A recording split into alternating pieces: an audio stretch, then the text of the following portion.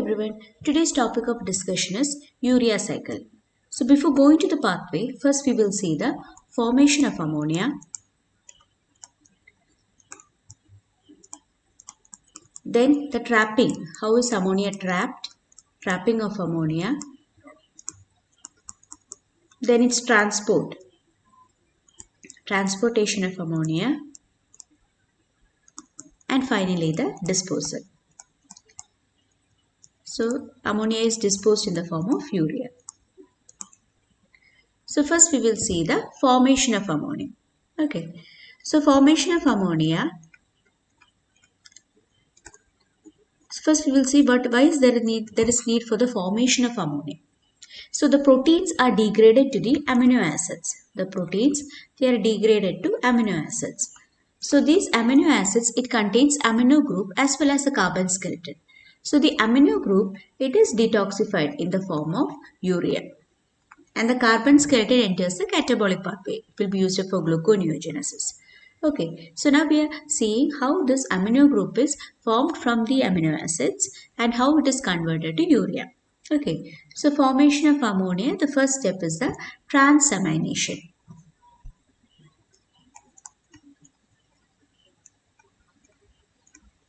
So transamination, as the name implies, it is a transfer of amino group from one amino acid to a keto acid to form another amino acid and a keto acid.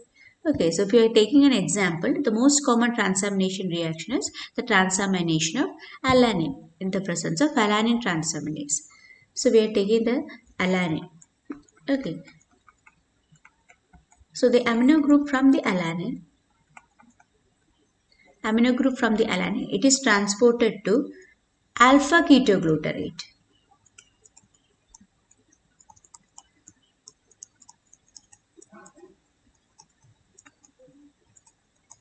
So it is transported to alpha ketoglutarate to form another amino acid. So next amino acid is this alpha ketoglutarate will be converted to glutamic acid.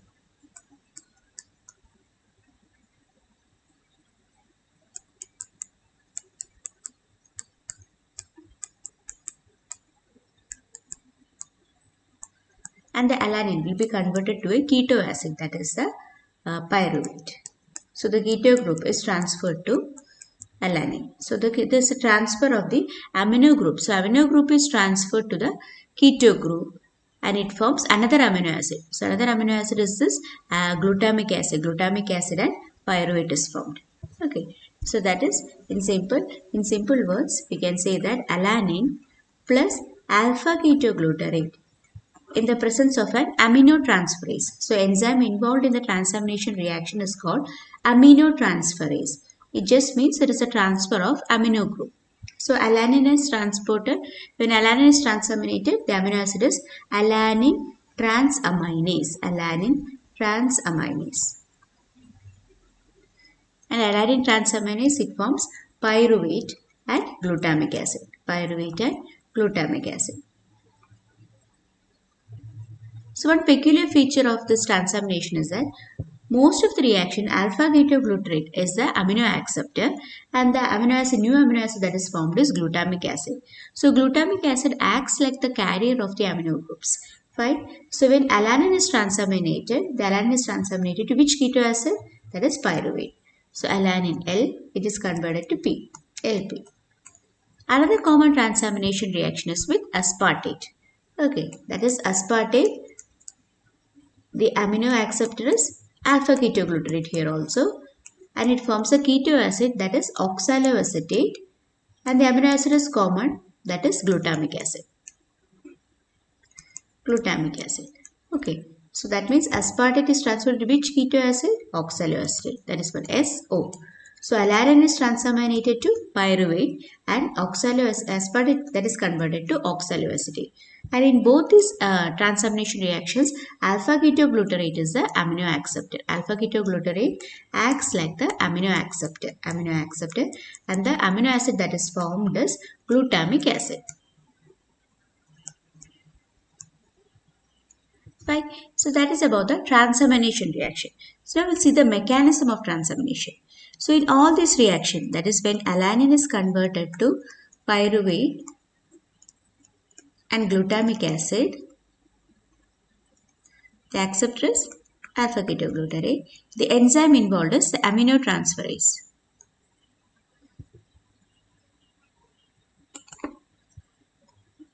So aminotransferase is the enzyme involved, aminotransferase. And when alanine is transaminated, that enzyme is called as alanine transaminase. Alanine transaminase, and it requires a coenzyme, and the coenzyme involved is PLP. That is the active form of vitamin B6. So pyridoxal phosphate. So what is the mechanism is that when this alanine or any amino acid, it transfers its amino group to pyridoxal phosphate, that is the aldehyde form, pyridoxal phosphate, and this aldehyde group will be converted to the amine group, that is the pyridoxamine phosphate. And in that reaction, when the amino group is transferred, this amino acid is converted to a keto acid. Okay, then this pyridoxamine, it gives amino group to another keto acid, So when amino group is transferred to a keto acid, it forms a new amino acid. So amino group is transferred to the pyridoxal phosphate and it will be converted to pyridoxamine phosphate, and thus a new amino acid is formed. So in most of the transamination reaction, it is a glutamic acid that is formed and the amino acceptor is alpha ketoglutarate. Okay, so that is a transfer of amino group means there is only transfer between the amino group as well as the keto group. Okay, and it forms mostly glutamic acid. So glutamic acid acts like a storehouse of all these amino groups. Then this amino group is converted to urea and it is converted to urea cycle in the form of urea. It's converted to urea and is excreted from the kidneys. Fine. So now the amino group is transaminated. Now the amino group has to be removed from it, and that reaction is called as deamination. So deamination means the amino group is removed from it. So that process is called as deamination. So most common deamination is this, glutamic acid is formed. No? So that is oxidative deamination. So deamination itself can be oxidative and non-oxidative.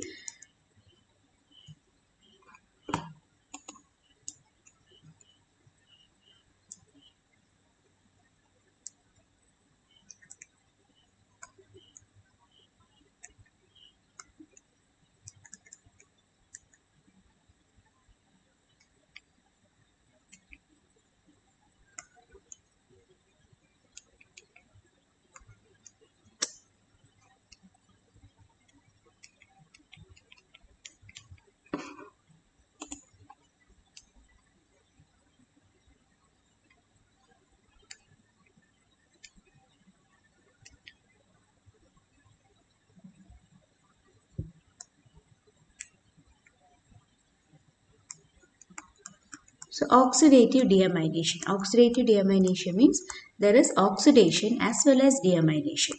Okay, so if we are taking glutamic acid, it is oxidatively deaminated. So oxidation is there. So the acceptor of the oxidation means removal of hydrogen groups. So NADH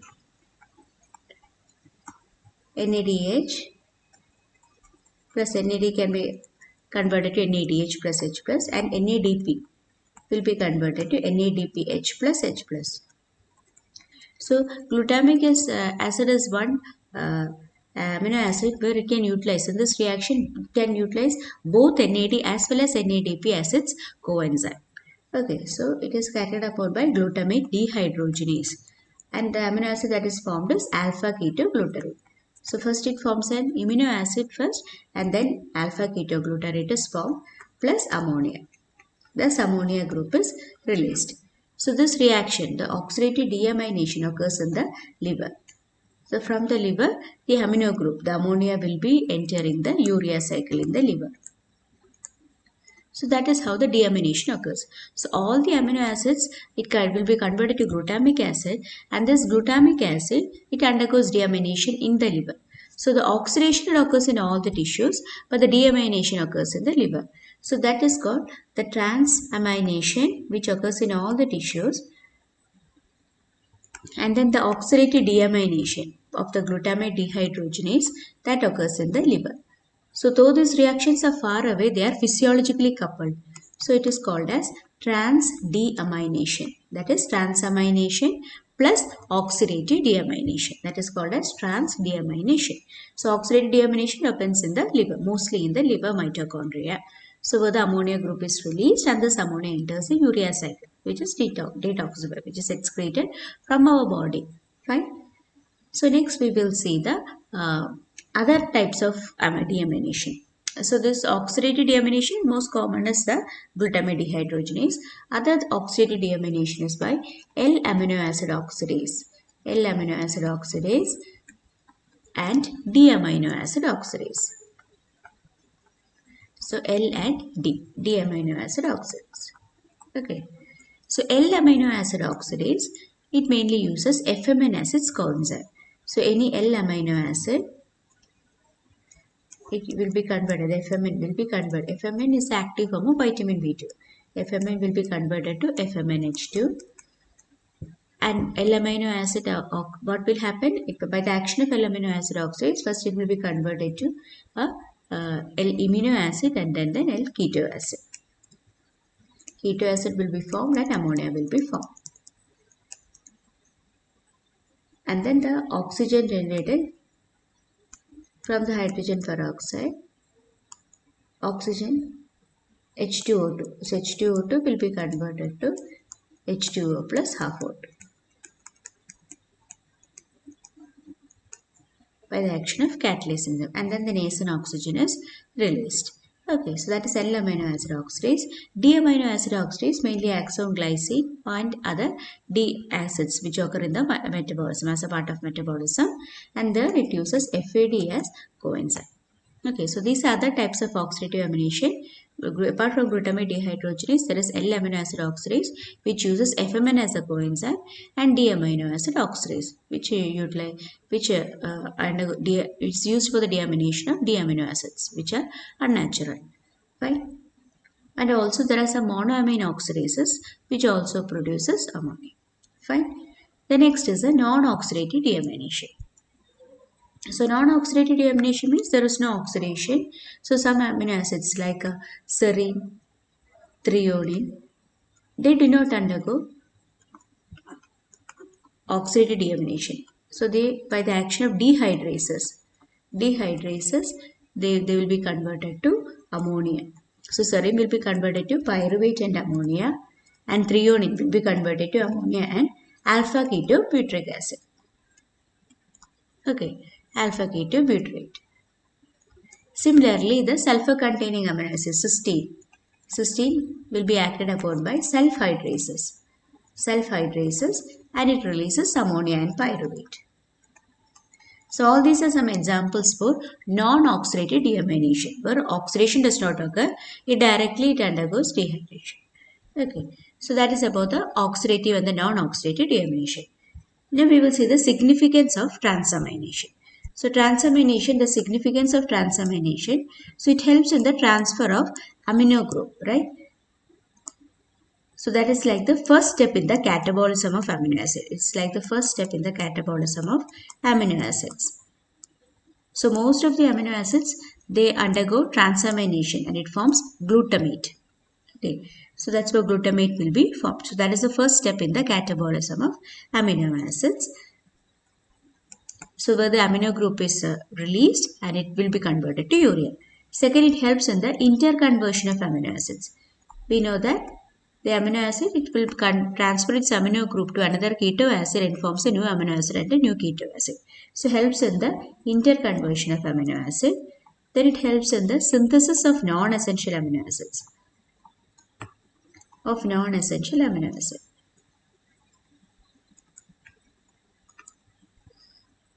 Okay, so from the keto acids, from alpha ketoglutarate, we can synthesize glutamic acid. Then from oxaloacetate, then we can generate aspartic acid. So like that. Okay, so that is from the keto acids, new amino acids can be synthesized. That is synthesis of non-essential amino acids. Then there are some exceptions. There are some amino acids will not undergo transamination. Like there is no need for transamination. They directly goes to the liver and they can release ammonia.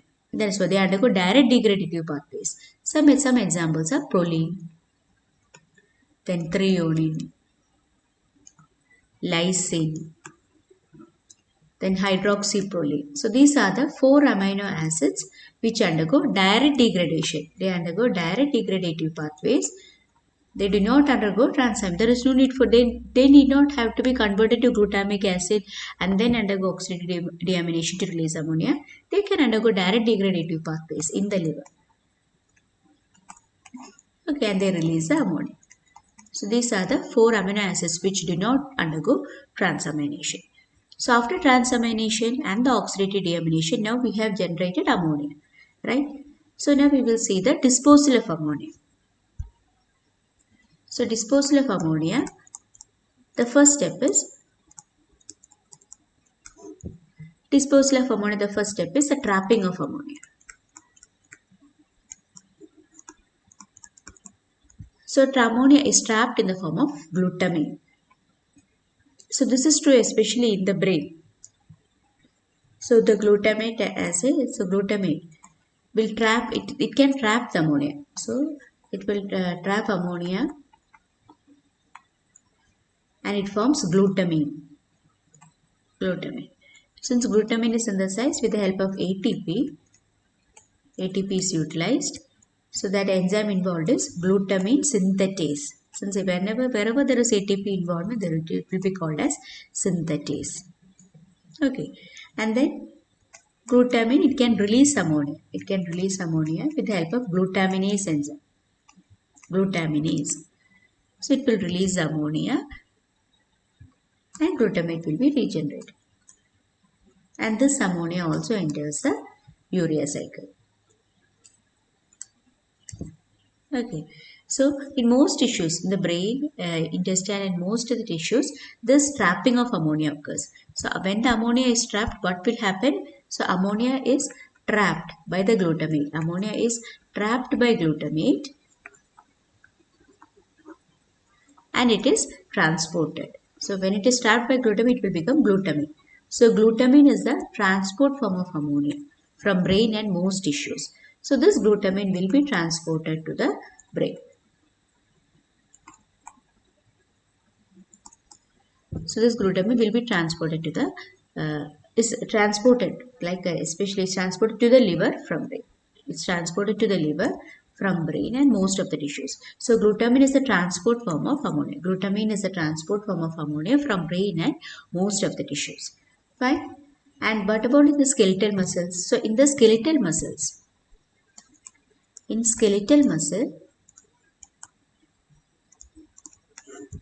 so the pyruvate can be transaminated to alanine. So that is the muscle cells will undergo glycolysis and it forms pyruvate. The pyruvate is transaminated to alanine and alanine is the transport form of ammonia from the muscles.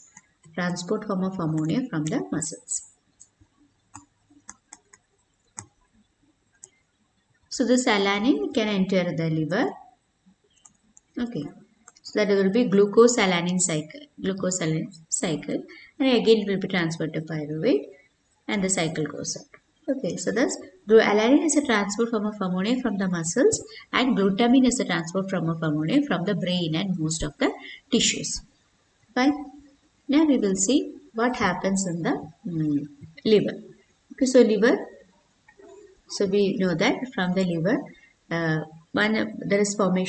there is release of ammonia from glutamate by glutamate dehydrogenase, oxidative deamination, that will generate ammonia. Then again, glutamine, the transfer from most tissues, glutamine, that will also with the action of glutaminase, it will form ammonia. And now this ammonia has to be detoxified because ammonia is not good for the body. Why is especially toxic to the brain? So why it is toxic to the brain? That is one question for you. Why is ammonia toxic to the brain?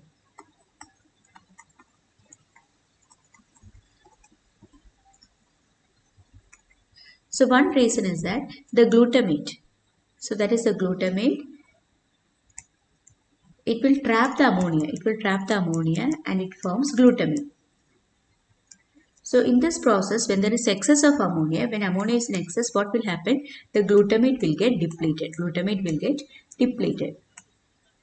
So when glutamate gets depleted, what problem is that the glutamate can generate alpha ketoglutarate by deamination, in the process of deamination. So when glutamate is less means the alpha ketoglutarate also will become less.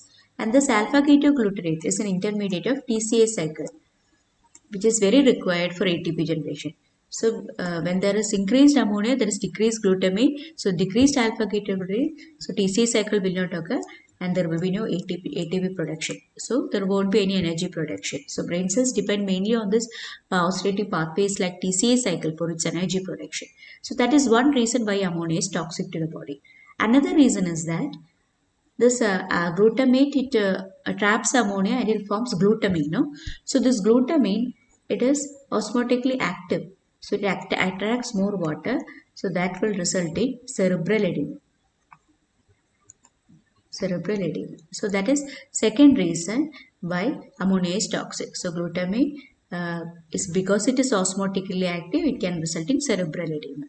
Okay, so these two are some of the main reasons why ammonia is toxic to the brain. So one is decreased alpha ketoglutarate, second is the glutamine itself causing the cerebral edema. Fine. Now we will see what happens in the liver. So in the liver, so now the ammonia has reached the liver, so this ammonia has to be detoxified. So ammonia is detoxified in the form of urea in humans. So we humans are ureotelic. Why? Because it is metabolically inert. It is metabolically inert and it is highly soluble in water. And highly soluble in water, it can be easily excreted in the form of from the kidneys. Okay, as urine can be easily excreted. So that is why we humans were choosing urea as an end product. So thus urea is an end product of protein metabolism. It is an end product of protein metabolism in humans. End product of protein metabolism in humans.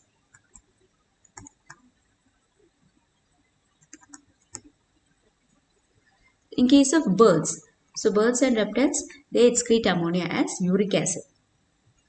In case of fishes, they excrete ammonia as ammonia itself. So they are ammonotelic. Because fishes live in water itself, so ammonia is highly soluble in water, so they need not have to convert it to anything else. Fine. Now we will see the steps of urea cycle. So first step is the ammonia and the carbon dioxide. Okay, the first two steps of urea cycle occurs in the liver mitochondria and the rest of the steps occur in the cytoplasm. Okay, so that is ammonia plus carbon dioxide. First it forms carbamoyl phosphate. Carbamoyl phosphate. So this reaction is catalyzed by the enzyme carbamoyl phosphate synthetase 1, that is CPS1. So it utilizes 2 ATPs. 2 ATP is converted to 2 ADP. Okay, so whenever ATP is involved, we call the enzyme as CPS, synthetase will be there. So CPS1 is involved in the urea cycle and CPS2 is involved in the pyrimidine cycle. So then the carbamoyl phosphate, it will transfer its carbamoyl group to ornithine and it forms citrulline. Okay, so this ornithine, it enters the mitochondria with the help of an ornithine transporter. Okay, ornithine enters with the help of ornithine transporter. Now the citrulline. Next is citrulline. So what happens to the citrulline? The citrulline, it is pumped out. Citrulline comes out from the liver mitochondria. It enters the cytoplasm. Okay, that is with the help of ornithine citrulline transporter. And the citrulline will combine with aspartate. So aspartate comes out from the mitochondria with the help of a citrine transporter. Citrine transporter. And so citrulline plus aspartate, it will form arginosuccinate. Arginosuccinate. So here the enzyme, there is arginosuccinate synthetase is involved and it utilizes ATP is converted to AMP. That is, two inorganic phosphates is utilized. Fine. Then the arginosuccinate, it will undergo lyase. By the action of arginosuccinate, it gets broken down and it forms arginine. And arginine, in the presence of an enzyme arginase, that is, that's again the breakdown of arginine, and it forms what? Urea and ornithine. Thus ornithine is regenerated. So ornithine is regenerated and it releases urea. Okay, so this ornithine, ornithine is this regenerated. So that is why urea cycle is also called as ornithine cycle. So that is it. So in summary, that is ammonia plus carbon dioxide in the presence of CPS1, it forms carbamoyl phosphate, and the carbamoyl phosphate, the carbamoyl group of carbamoyl phosphate, it is transferred to ornithine. It's transferred to ornithine and it forms citrulline. The first two steps occur in the mitochondria. Then the citrulline will combine with the aspartic acid, and it forms arginosuccinate. Then this arginosuccinate will undergo lyase and it forms arginine as well as fumarate. So here the fumarate is all involved in the TCA cycle as well as the aspartic acid. So hence it is called as urea bicycle. Urea bicycle. Okay, then the arginine, it will be acted upon by arginase enzyme and it forms ornithine and urea. Ornithine plus urea. Okay, so this ornithine is regenerated. So this cycle is also called as ornithine cycle. So in the first step by the CPS1, P utilizes 2 ATPs. 2 ATPs converted to AMP. Similarly, in the synthesis of arginosuccinic acid, we utilizes 2 inorganic phosphates. That is, ATP is converted to AMP. So in total, 4 inorganic phosphates and 3 ATP is utilized in urea cycle. In the first cycle, 2 ATP is converted to AMP. In the arginosuccinate synthetic reaction, that is ATP is converted to AMP, that is 2 inorganic phosphates.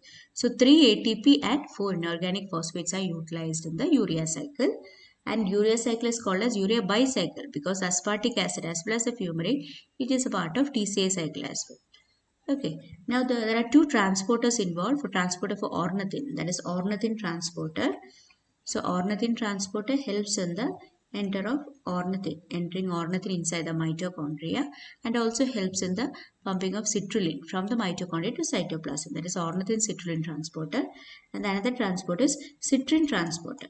So citrin transporter for aspartic acid. So citrin transport is for aspartic acid. So these are the reactions occurring in the urea cycle. Right? Thank you.